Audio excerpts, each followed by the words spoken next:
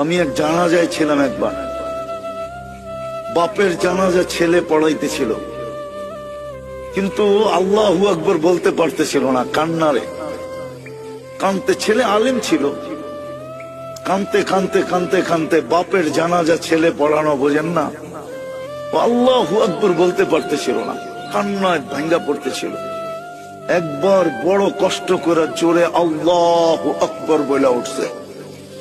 জানাজা শেষ, আমার মন বলতেছিল যেন বাবা মাফ হয়ে গেছে। আমি সাথীদেরকে বলতেছিলাম যে আমি জানি না, আমার মন বলে এই বাবাকে আল্লাহ শাস্তি দিবে না। ছেলে আলেম, কলিজার টুকরা নিয়ে গেছে, ঠিক না? বাপ কি কলিজার টুকরা না?